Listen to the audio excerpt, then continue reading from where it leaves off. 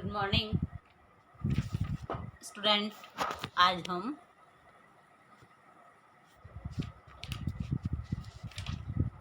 पढ़ेंगे भावात्मक परिवर्तन। पिछले वीडियो में हमने पढ़ा कि सामाजिक और सांस्कृतिक संदर्भ के अंतर्गत किशोरावस्था के निर्माण में जो कारक प्रभावित करते हैं वो कौन कौन से होते हैं। अब हम इनके बाद जानेंगे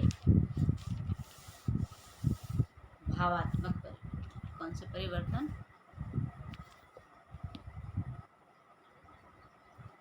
भावात्मक परिवर्तन।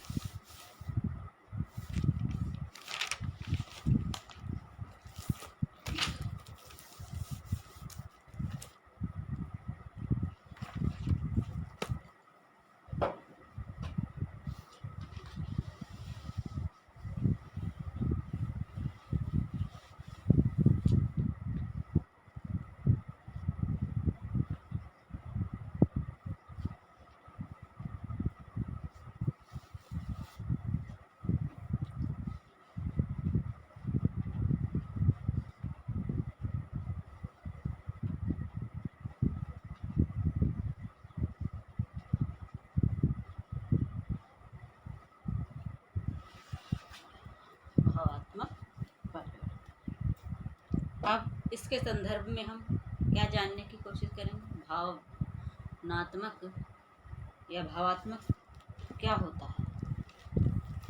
इसके अंदर हमारे इमोशंस होते हैं कि हम अपने इमोशनल रूप से हम स्वयं की आयु से कैसे प्रभावित होते हैं, क्या हमारे विचार होते हैं। आइए जानते हैं। किशोरावस्था के दौरान किशोर कई भावात्मक परिवर्तन का अनुभव करते हैं।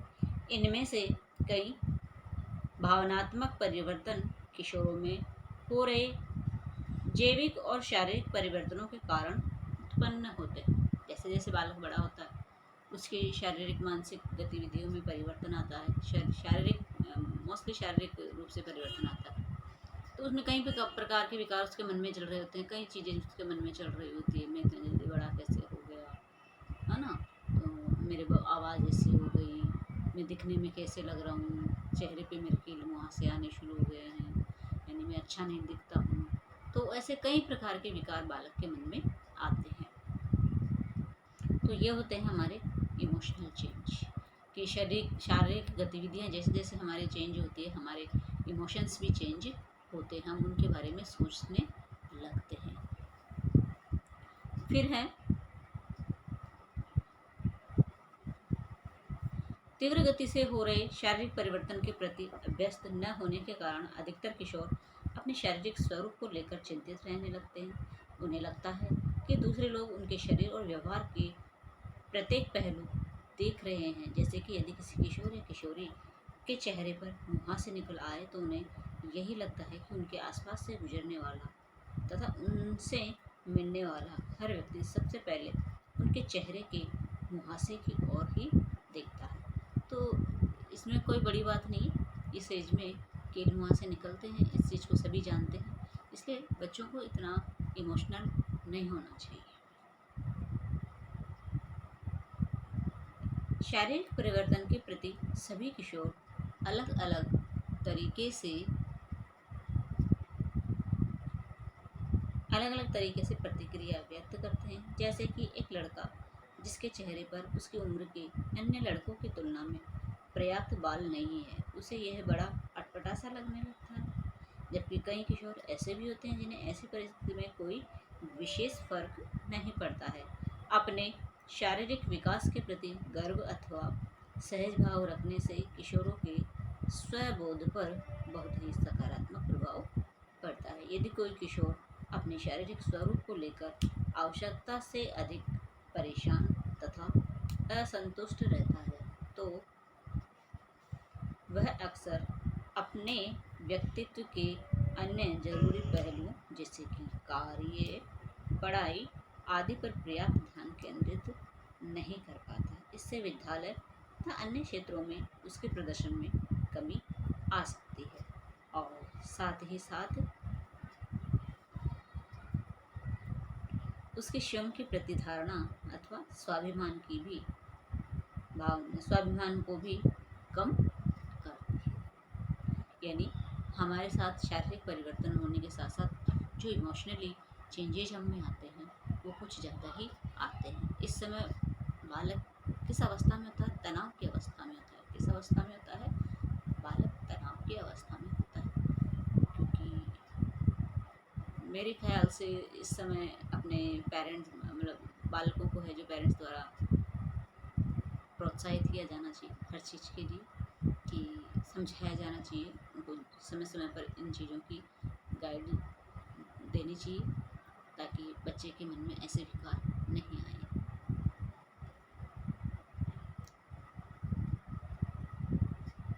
अब देखिए इसमें बताया गया है कि यदि किसी बालक के अन्य बालकों की तुलना में सिर पे या कहीं पे भी बाल नहीं आते हैं तो वो भी उसके लिए एक बहुत बड़ी समस्या बन जाती है, क्योंकि वो कंपेयर करता है खुद को दूसरे बच्चों से कि उसके तो सिर पे बाल हैं, उसके तो ऐसे भी हैं, मेरे तो अभी बाल ही नहीं आए हैं।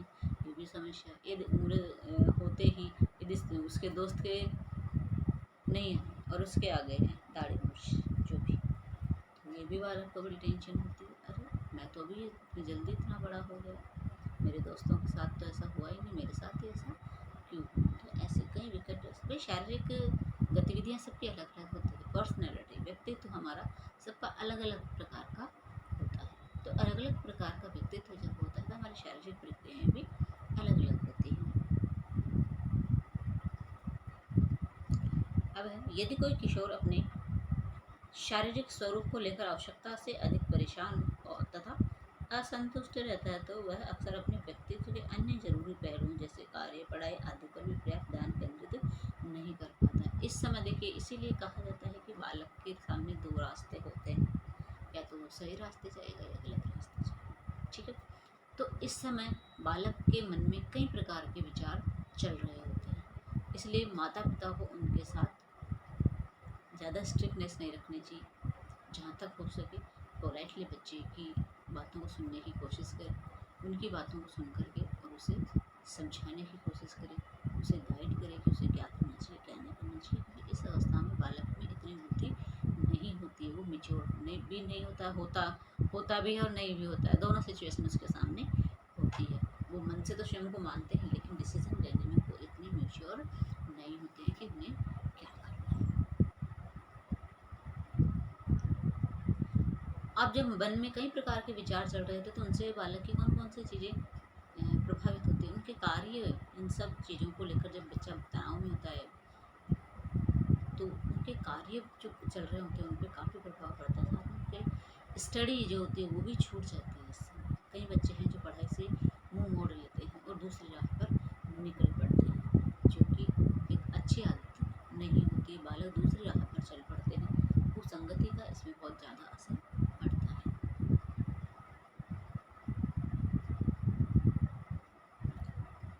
इससे विद्यालय तथा अन्य क्षेत्रों में उसके प्रदर्शन में कमी आ सकती है, जिससे क्या होता है कि वो कोई भी फील्ड में जाना चाह रहा था, जिस कार्य को कर रहा था वो भी प्रभावित हुआ और उसमें वो नहीं जा पा रहा है। दूसरा, वो विद्यालय का भी माहौल उसका थोड़ा सा चेंज हो जाता है, वहाँ पर भी उसकी कैचिंग पावर सही नहीं होती है, या फिर वो जो टीचर द्वारा पढ़ाया जा रहा है उस पर अपना ध्यान केंद्रित नहीं कर पाता है।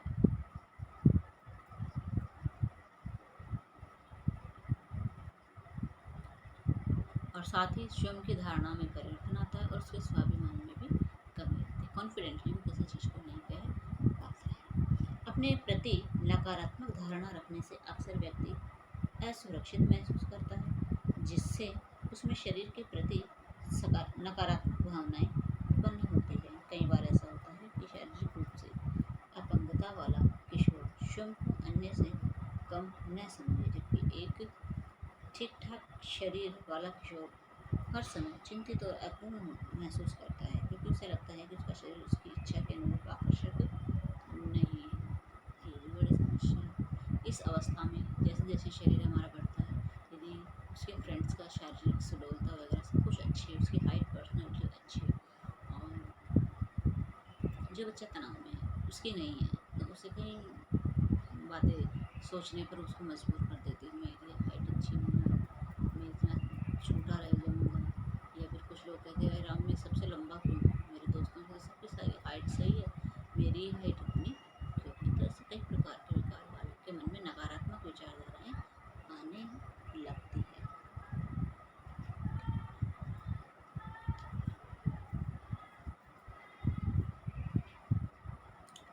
कई बार ऐसा होता है कि शारीरिक रूप से अपंगता वाले किशोर स्वयं को अन्य से कम न समझे, जबकि एक ठीक ठाक शरीर वाला किशोर हर समय चिंतित और अपूर्ण महसूस करता है।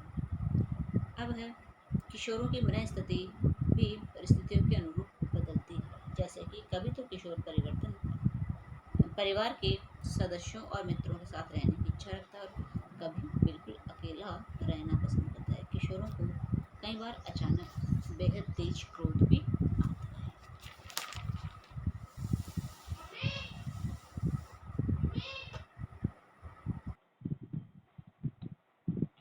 इसलिए पेरेंट्स द्वारा समय समय पर बालकों को गाइड किया जाना चाहिए, उन पर विशेष ध्यान देने की आवश्यकता होती है, क्योंकि इमोशनली चेंज इसी अवस्था में बालकों में ज़्यादा आते हैं। कई बार परिवार पहचान बोध के विकास को भी ये प्रभावित करते हैं। किशोरों के पहचान निर्माण को ऐसे पारिवारिक परिवेश से प्रोत्साहन मिलता है जहाँ उन्हें स्वयं की राय बनाने हेतु प्रोत्साहित किया जाता है, जहाँ परिवार के सदस्यों के बीच मधुर संबंध होते हैं। ऐसे परिवेश में किशोर को अपने बढ़ते हुए सामाजिक दायरे को जानने और समझने के लिए एक सुरक्षित आधार मिलता है। विभिन्न अनुसंधानों द्वारा यह सिद्ध हो चुका है कि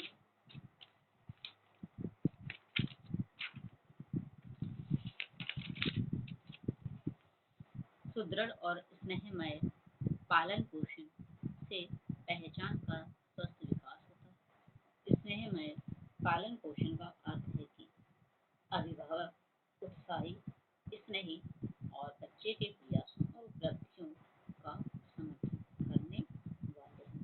वे हर छोटी बड़ी उपलब्धि पर बच्चे की प्रशंसा करते हैं, उन्हें प्रोत्साहित करते हैं, उनके द्वारा किए जा रहे कार्यों में विशेष रुचि एवं उत्साह दिखाते हैं।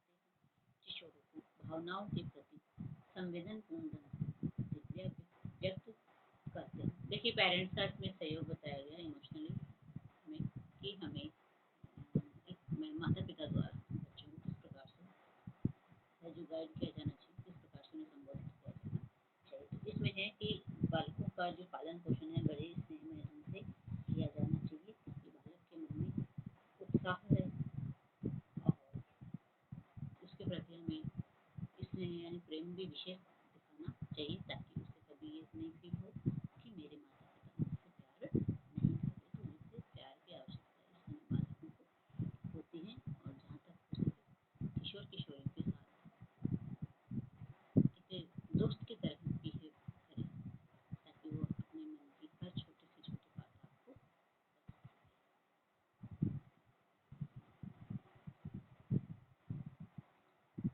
और किशोरों की भावनाओं को समझते हुए उनको अच्छी सलाह व्यक्त करें। फिर है मित्र समूह पहचान बोध के विकास को कैसे प्रभावित करता है। इसमें जो भावनाओं को जो प्रभावित करता है वो है हमारा एक मित्र समूह भी होता है। मित्र समूह में हमारा अच्छा होना चाहिए, तभी बालक के मन में आए गलत विकारों का नाश हो। मित्र समूह पहचान बोध के विकास को कैसे प्रभावित करता है। किशोरावस्था वह अवस्था है जिसमें किशोरों को अपने मित्र समूह के सहयोग और स्वीकार्यता की बहुत आवश्यकता होती है। किशोरावस्था में किशोर यह समझने लगता है कि परिवार के सदस्य उसकी भावनाओं को पहले जैसा नहीं समझते, उससे अधिक अपेक्षाएं रखने लगते हैं। जैसे जैसे बालक बड़ा होता है पेरेंट्स को लगता है कि बच्चा ये भी करे ये भी करे ये भी करे, और बालक के मन में क्या है गलत चीज़ घर कर जाती है कि बच्चा सोचने लगता है कि मेरे पेरेंट्स मेरे से बहुत ज़्यादा अपेक्षाएं रखते हैं, जितने कि मैं लायक भी नहीं उतनी अपेक्षाएं मेरे से रखते हैं। तो समय समय पर हम बच्चों को क्या करते हैं दूसरे बच्चों के साथ कंपेयर करते हैं। तो इसलिए इन सब चीज़ों से हमें बचना चाहिए, कभी भी दूसरे बच्चों के साथ कंपेयर नहीं करना चाहिए अपने बच्चे का। खुद के बच्चे को आप पहचानिए कि हमारा बच्चा क्या बनना चाहता है।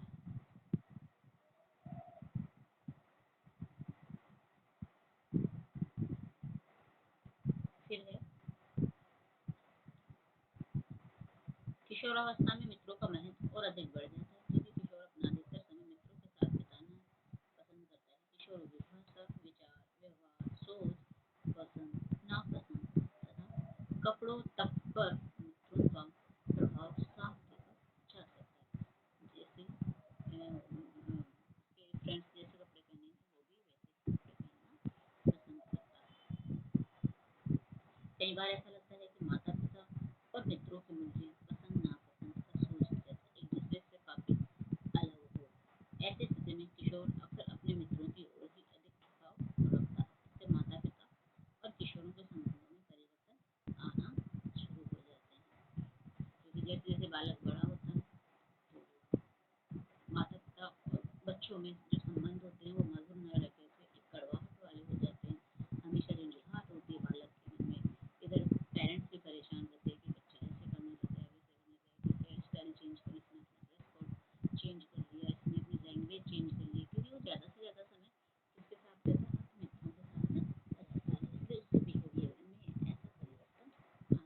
तो इसलिए हमें बालक को पूरा प्रेम और सहयोग हमारा मिलेगा तो बालक का झुकाव हमारे प्रति ही होगा। इसलिए बालक की तरफ हमेशा हमें झुकाव रखना चाहिए। मित्रों के प्रभाव प्रभाव किशोरों की पहचान को सकारात्मकता नकारात्मक दोनों रूपों में ही प्रभावित कर सकता है। नकारात्मक प्रभाव तब दिखाई पड़ते हैं जब किशोर हानिकारक आचरण, देखिए दो प्रकार के प्रभाव यहाँ पे बताए गए किशोरावस्था में, सकारात्मक और नकारात्मक। अब ये नकारात्मक प्रभाव है उसमें बालक है जो किसी न किसी चीज का शिकार हो जाता है, वह जैसे किसी धूम्रपान करने लगता है, जैसे ड्रग्स या अल्कोहल लेना, तो दूसरों को धमकाना इत्यादि बातों में वह लिप्त हो जाता है। लेकिन यदि किशोर के मित्र ऐसे हों जिनकी सोच, पसंद, नापसंद तथा नैतिक मूल्य किशोर के माता पिता की अपेक्षाओं के अनुरूप हो तो ऐसी स्थिति में किशोरों के लिए मित्रों तथा अपने माता पिता के साथ संबंधों में संतुलन बनाना आसानी होती है। इससे किशोर के दोनों पक्षों के साथ मधुर और मजबूत संबंध बनते हैं। अतः मित्र और माता पिता एक दूसरे में पूरा कार्य करते हैं और किशोरों की विभिन्न आवश्यकताओं की पूर्ति करते हैं। अब देखिए हमारे बालक के फ्यूचर बनाने में इसका जो फ्रेंड सर्किल होता है वो फ्रेंड सर्किल भी बहुत ही महत्वपूर्ण होता है। तो कोशिश यही रहे कि बालक अच्छे से अच्छा फ्रेंड सर्किल चुनने की कोशिश करें। ऐसे बालकों से दूरी बनाएं जो कि सामाजिक समाज के लिए हानिकारक है या किसी चीज़ में रुचि नहीं लेना चाहते हैं, जो बालक कुछ करना नहीं चाहते हैं फ्यूचर में, तो ऐसे बालकों के साथ ऐसे बालकों को दूर रहना चाहिए। बालकों को भी सोचना चाहिए कि मुझे किस प्रकार अपने करियर को सुधारना है, तो ऐसे ही संगत उसे अपनानी चाहिए। साथ में पेरेंट्स को भी ध्यान समय समय पर ध्यान देते रहना चाहिए कि मेरा बच्चा किसके साथ खेलता है, किसके साथ रहता है, किसके साथ पढ़ता है, किसके साथ स्कूल जा रहा है और किसके साथ वो रहता है। तो ऐसे कई प्रकार जो हमारे सामने आते हैं। तो ऐसे में हमें अपने बालकों का पूरी तरह से ध्यान रखना चाहिए और हमें समय समय पर इन चीज़ों से दूर हटने की सलाह देनी चाहिए। और लेकिन वो आप ज़बरदस्ती जब आप उनसे करते हैं तो वो इन चीज़ों को नहीं समझते, इसलिए अपने बालक को हमें प्यार से समझाना चाहिए। यही एक ऐसी अवस्था है जहाँ पे बालक दो राह पर निकल पड़ता है, इसलिए हमें हमेशा अपने बच्चों के साथ अच्छा व्यवहार ही करना चाहिए। कल का हमारा टॉपिक होगा संज्ञानात्मक परिवर्तन। संज्ञान यानी कॉग्निटिव यानी सोच हमारी, ये तो था इमोशन हमसे जुड़े जो हुए थे। अब हमारी कॉग्निटिव यानी हमारी सोचने समझने की क्षमता कैसी होती है किशोरों की इस अवस्था में, जो कि उसके निर्माण के लिए किस प्रकार से हानिकारक होती है। तो इन सब चीज़ों का हमें विशेष ध्यान रखना चाहिए। कॉग्निटिव ट्रेनिंग में भी बहुत सारी चीज़ें आ जाती हैं, जैसे मानसिक प्रक्रियाएं, चिंतन, कल्पना, तर्क, स्मृति से परिपूर्ण होती है। और जहाँ तक है ये